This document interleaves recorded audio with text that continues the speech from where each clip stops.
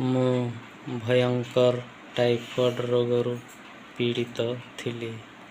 ପ୍ରଥମେ ଆମର ନିକଟସ୍ଥ ସ୍ୱାସ୍ଥ୍ୟକେନ୍ଦ୍ରରେ ଆଡ଼ମିଟ୍ ହୋଇଥିଲି। ଏହାର 2 ଦିନ ପରେ ଡାକ୍ତର ମୋତେ ଜିଲ୍ଲା ସ୍ୱାସ୍ଥ୍ୟକେନ୍ଦ୍ର ସୁନ୍ଦରଗଡ଼କୁ ରେଫର୍ କଲେ। ସେଠାରେ 2 ଦିନ ବିତିଗଲା, ମାତ୍ର ମୋର ସ୍ୱାସ୍ଥ୍ୟ ଠିକ୍ ହେବା ପରିବର୍ତ୍ତେ ଦିନକୁ ଦିନ ବିଗିଡ଼ି ଯାଉଥିଲା। ମୁଁ ଘରର ଲୋକମାନଙ୍କୁ ଚିହ୍ନି ପାରୁନଥିଲି।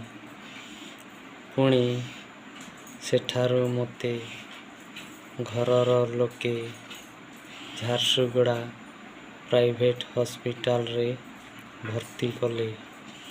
ସେଠି ICU ରୁମରେ 2 ଦିନ ଥିଲି, କିନ୍ତୁ ମୁଁ ମୃତ୍ୟୁ ସହିତ ସଂଘର୍ଷ କରୁଥିଲି।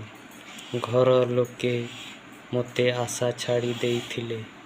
ଠିକ୍ ଏହି ସମୟରେ ମୋର ସ୍ତ୍ରୀ ପ୍ରଭୁଙ୍କ ଦାସ ଭାଇ ପ୍ରଫୁଲ୍ଲ ପାଖକୁ ସୁସ୍ଥତା ପାଇଁ ପ୍ରାର୍ଥନା କରାଇଲେ। ପ୍ରଭୁଙ୍କ ଦୟାରୁ ମୁଁ ସୁସ୍ଥ ହେଲି। ହାଲେଲୁୟା।